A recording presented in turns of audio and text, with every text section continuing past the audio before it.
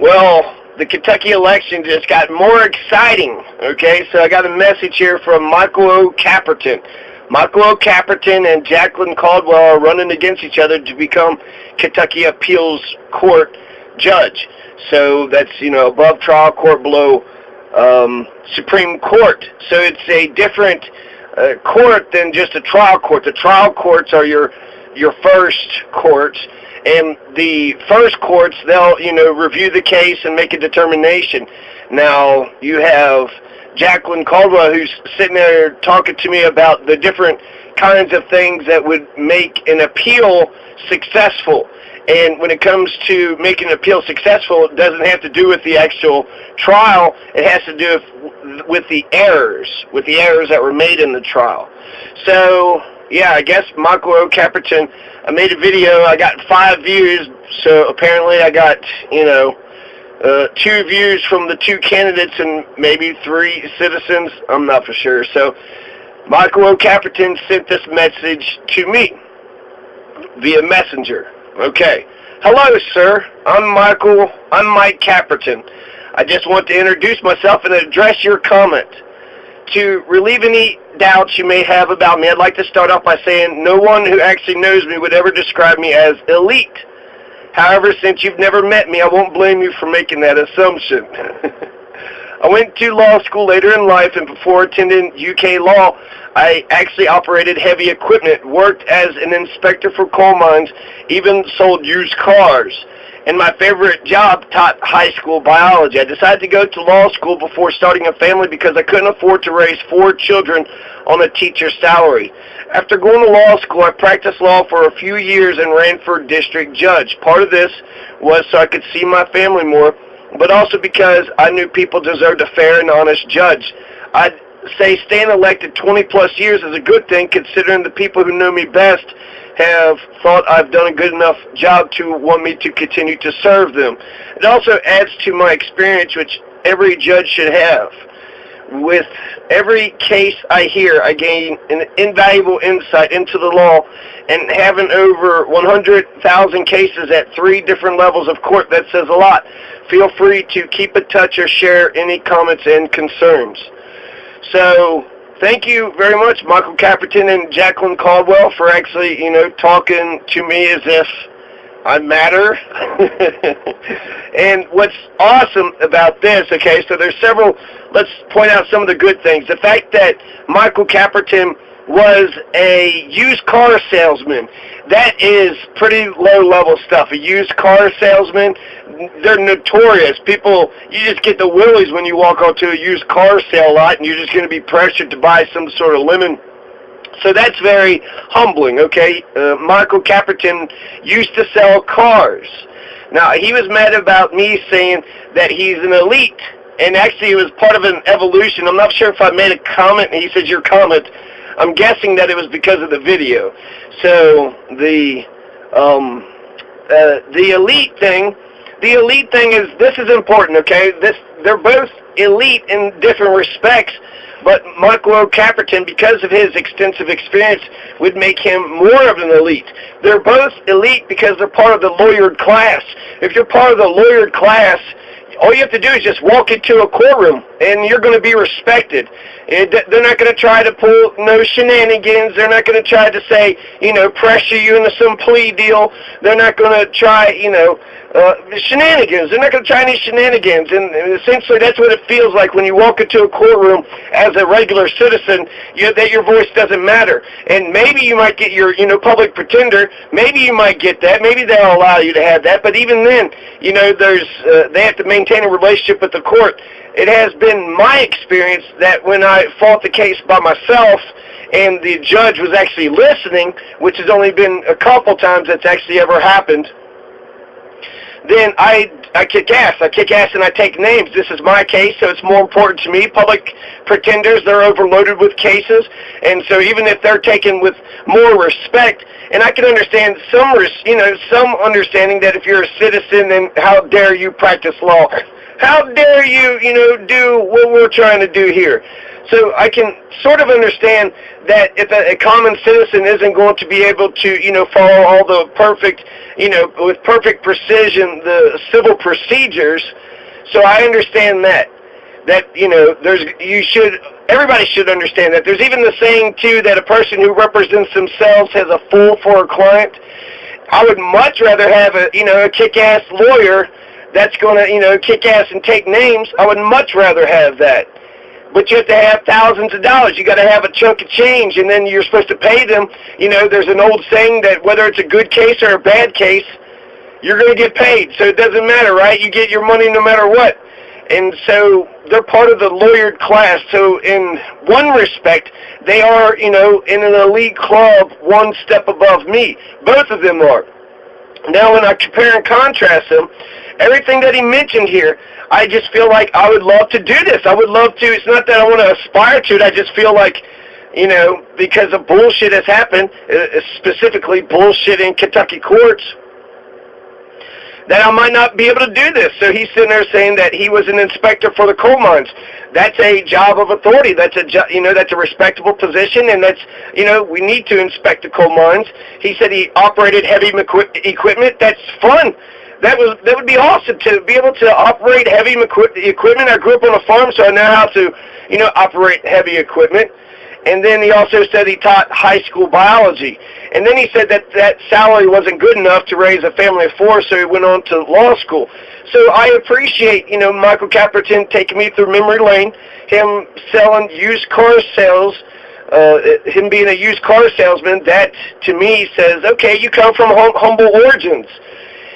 But again, even, I don't want these candidates to sit there and try to tell me that they understand me and they understand my life. What I do want them to say is like, look, I know that, you've had your share of struggles just like everybody else has, and it's not that I'm just like you, but I can empathize. I guess that's the important part. Can you empathize with the person who's out there struggling? So, I don't have any examples, but there's, and then the other part that I want to comment on was that he had said that he has experience, and then that's important for every judge. Well, somebody had to have elected Michael Caperton to be judge before he had any judge experience. So I don't believe that having judge experience is the sole, the only thing that you need in order to become a judge. In fact, that might be a bad thing if you've grown accustomed to the corruption in the court.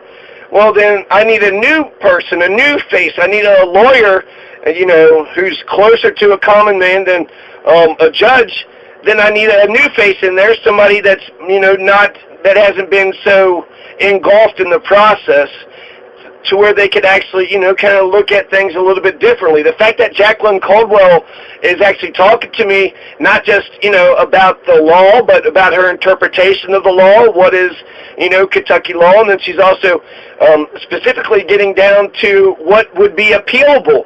So you're sitting on the appeals judge. That is the most important stuff when it comes to policy. That's the most important stuff when it comes to policy. When you're an appeals judge, what are the things that you would appeal? And Jacqueline Caldwell, she mentioned a couple things, and I'm going to read what she had wrote. But that's the most important policy, and it's good to educate the Kentucky people about that too. So that way they know that if the trial court does them wrong, if the judge in that outfit is just not having a fair trial, he's already, convicted you in his mind, you're guilty until proven innocent, well then you're not going to get any justice whatsoever. There's this, in Colorado, I just mentioned this one example, there's I filed a lawsuit because they didn't listen to their own charter for the city of Pueblo was changing the government and they needed a charter convention. And I wrote like 10 pages. And then, I don't have all the money to be doing this, for all the printing out and the gas money and the filing fees. But I went ahead and did it anyways because I believed that I was right.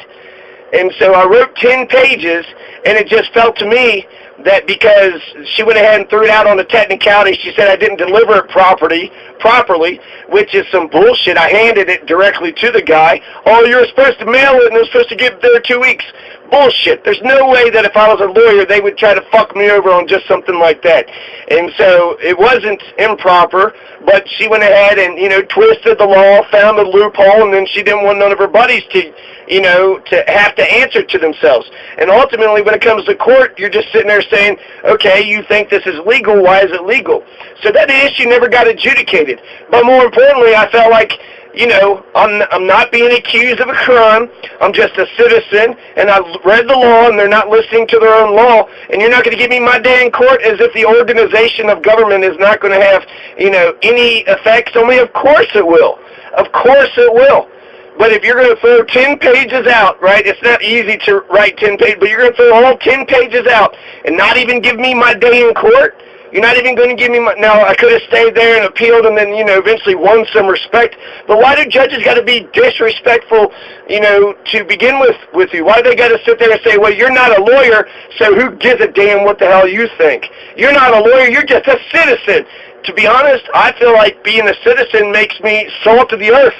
I'm the person that this entire government, this whole system is, being built for. As a citizen, these judges they get in there, they get power, they get money. So make sure you institute justice. Make sure you institute justice. Hear both sides, really pay attention to each side, and then actually make a determination. That has not been my experience in Kentucky courts. Kentucky is the #1 most corrupt state. 2014, a Harvard study said that Kentucky was the most corrupt state. And so these conversations are very important because they're acting as not private citizens, but they're acting as not an appeals judge. And so I trust, their words right now versus when they get to actually be the, appeals judge. Then they'll have power, and then they'll just be saying things that defend their position of authority. But now they're saying these things as, essentially regular folks. And I noticed a difference between what a citizen says and then what a person in power says. And I would actually encourage them to go back and listen to what they said as a citizen, because that's more honest. As a citizen, you said, yes, this is how things should be ran. Yes, this is the proper way, and this is not the proper way. But then when people get into positions of power, well, then they don't even need to talk to you. They don't even need to explain to you anything. So this is, I'm tickled pink. I'm tickled pink. I would love to talk to both Michael Caperton and Jacqueline Caldwell and just ask them, different questions, talking about judicial policy and, civil procedure and, all the rest. So I hope that they actually talk to me. Okay, so I asked Jacqueline Caldwell on her Facebook page, a public Facebook page, Jacqueline Caldwell for the Court of Appeals, when do you appeal? You're going to be the appeals court, so it's going to be different than trial court. The appeals court are going to have to judge the trial court. Now, Jacqueline Caldwell's main point when it comes to the appeals court is that the appeals court can't just substitute their verdict for the trial court. If they think the trial court did wrong, well, they can't, come up with the wrong verdict. Not that they did wrong, but that they come up with the wrong verdict. They can't just overturn the verdict and then offer a new verdict.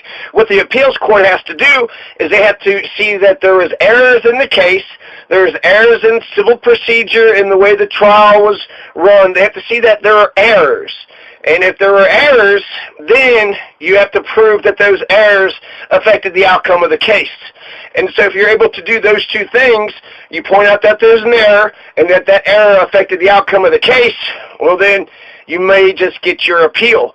And so that was my question for her, was that what are the different errors that she, as a appeals court judge, would say, okay, that's an error, and that makes me, back up, and that makes me question the whole thing, and maybe even overturn the thing. And so I asked her, let's see, let's say a judge doesn't approve of a public lawyer when you're clearly poor. So if you're poor, and you go up there and you say, I would like a lawyer, and they say, oh, you're not poor because you're wearing a nice shirt. Well, then I don't get a lawyer now because I'm wearing a nice shirt. I'm not going to get a lawyer. So that's clearly corruption, and that's clearly, shenanigans. If I was a lawyer, no judge would ever do that, right? If I was, representing somebody, or if I was a lawyer myself and I was the one that was accused of a crime. So they would never say that if you were a lawyer, but because I was a citizen, it's a little bit different, but essentially, oh, you're not poor because what I just now saw proves that you're not poor. So my question again is, let's say a judge doesn't approve of a public lawyer when you're clearly poor. That's an error, no? And then Jacqueline Caldwell for the Court of Appeals, she says, "Hi, Jonathan. I watched your video. I did try to hide the response where I had accidentally answered under Aaron's page. I thought you would still be able to read it, though. I wasn't able to read it. Now I could see it. So for whatever reason, it didn't register, and now I can actually see it." And she answered my Kentucky law question. She just said that you need to add case law. Case law is important, too. She didn't answer common law. I mean, I guess that's still, if you're living with somebody for 7 years, that's technically called common law marriage. It comes out of the tradition of England. Colorado does not recognize any kind of common law whatsoever. Specifically, it's in their statutes. Common law is not respected. So, is common law respected in Kentucky? If I, been common law married, we've been living together for 7 years, and now we're splitting up, does that mean I get all the, rules of if we were married, right? There's all the rules of if we were married, and, the process for divorce, would all that, go into it? So I can see it both ways. If you've been living for 7 years, you're kind of common law married anyways, right? You're married, you guys are together, and then, people have falling out and, relationships dissolve. But then I could also see how, well, it's not written down. They never, got it legal. Essentially, they were just roommates for a really long time. So according to strict construction list of the, statutes, that's then common law, wouldn't even be acknowledged. So I would like to know that from Jacqueline Caldwell. Is common law acknowledged in Kentucky courts? Is that part of the body of law that would be included in Kentucky law? Okay, so I did read what she said, and she had answered it under her husband's account, and so it looked like a goof, and so I think that's okay. I mean, we're all learning here, so I'm not going to be like, hey, ha-ha, you slightly messed up in life. I'm not worried about that. I just want to get to the policies of these, potential appeals court judges. Now, she goes back to my scenario. If the trial in our hypothetical involves the loss of a constitutional right, and you are clearly indignant, which that's a harsh word for being poor, you're indignant.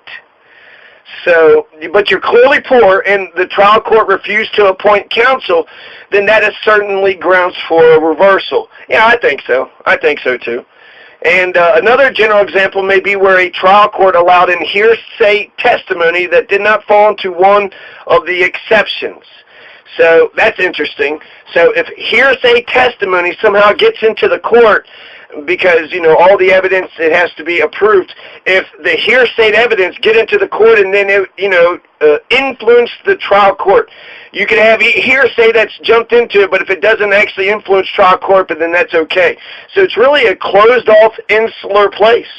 It's these are the only things we're going to allow to be said, and you can't say these things. So she's saying that if hearsay gets in there, and it's not just the error, that the error by itself is, room to appeal, but to win the appeal, what you have to prove is that it influenced the actual court case. So you get in there, and some hearsay jumped in and say, I don't know, they accused some crazy thing, and people believe the accusation. Now, that's terms to appeal the case. And then she also says if you don't get a lawyer when you're clearly poor, that's also, an appealable case. So that's two important policies, Kentucky. You're a regular person, you go to trial court within the 27 counties of their district, because they're the district that they're running for, 27 different counties. And you should check out all the counties. I've read them off before. But 27 different counties. If you're in a trial court, because they all got, county lawyers, and then they all have district judges, so they all have trial courts in them.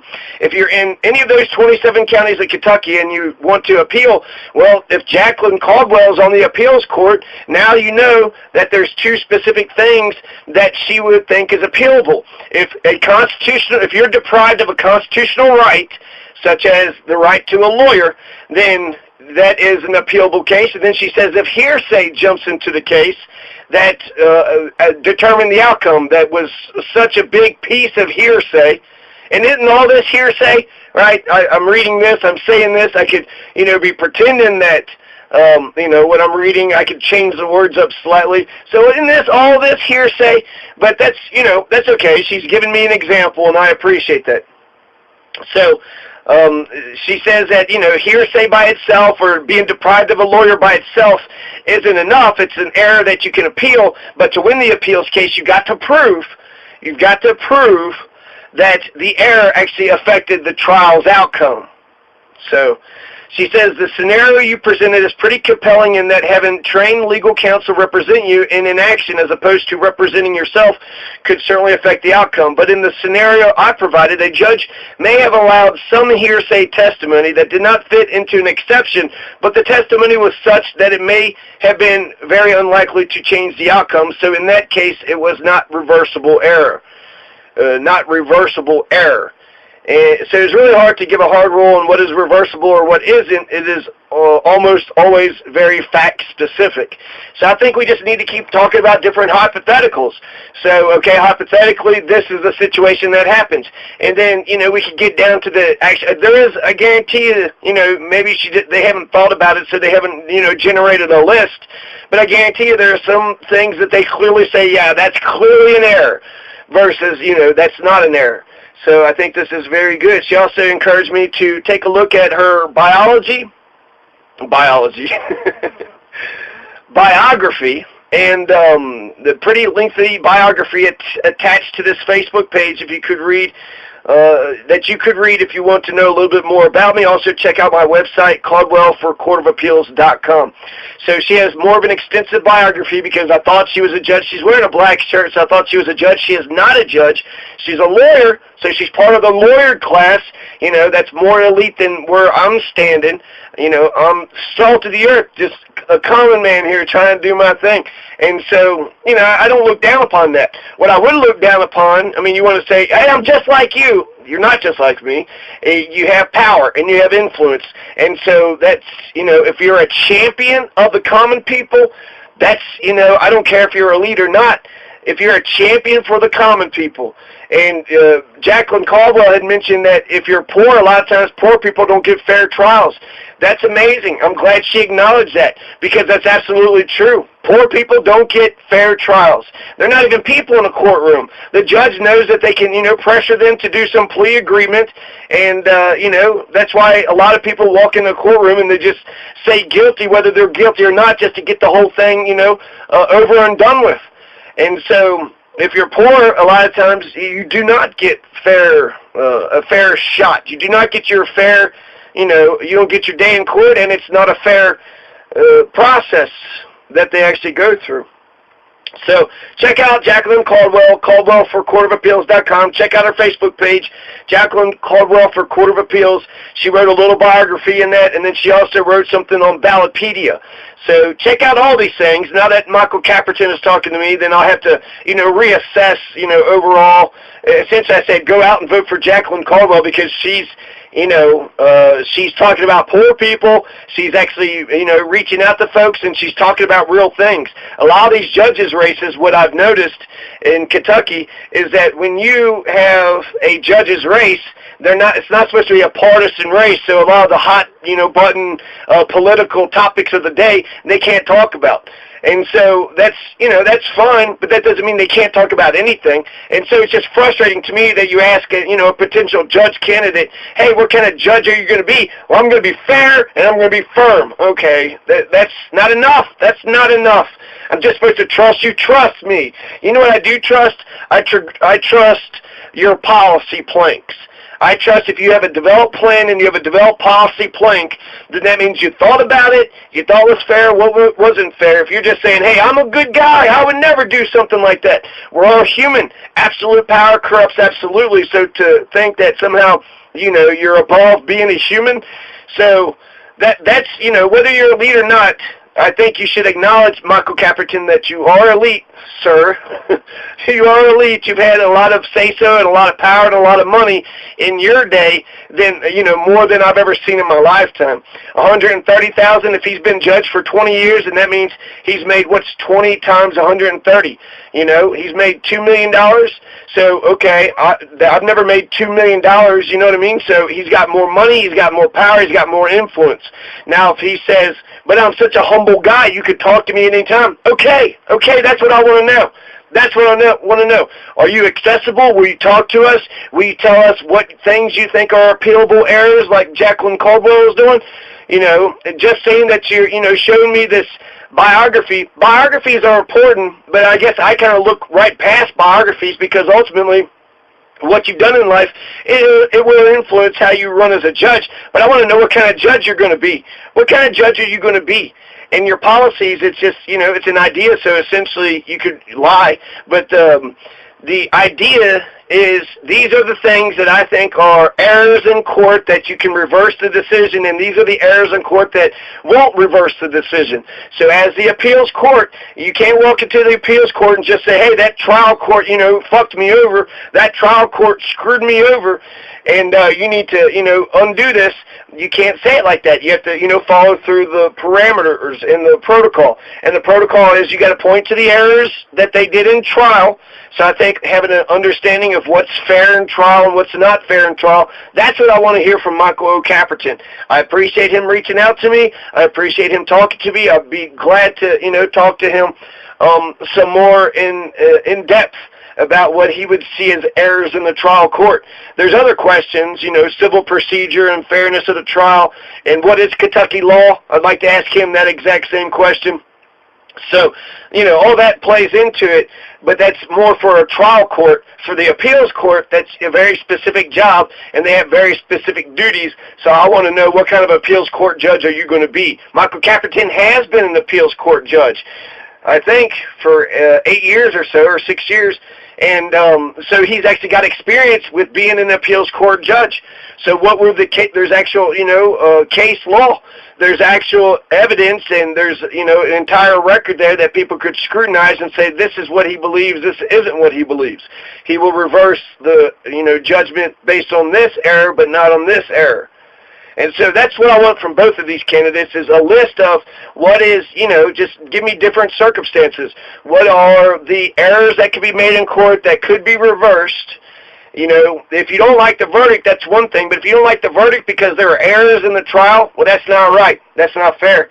And you need the appeals court to be able to overturn that. And the appeals court need to be accessible to the general public. I mean, I think they travel around in all the different places as a, three-judge panel. And so they need to be accessible to the common people. They need to say, we always do this. This is our schedule. This is when we're around. You can always contact us if you have any questions. We're not allowed to give you legal advice, but we can tell you what the law is. And, look at KRS, Chapter 12. So that's what I really want to hear from these two candidates, Jacqueline Caldwell for the Court of Appeals and Michael O. Caperton. What are your reversible and irreversible errors? And I want a list of maybe 10 to 20. You can take this as homework if you want to. But I just feel like it would be beneficial to the Kentucky people to know precisely, why go through the, if you're just a regular citizen, why go through the, rigmarole? If you know that the judges, don't give a damn. The judges in the trial alpha didn't give a damn. The appeals, so you go through and you write this, 10-page appeal, and then they just shrug their shoulders and they don't take you serious. No, that's not acceptable. Essentially let people spill out their case. This is how it went down. This is the reason why I think that the errors happened. So, give them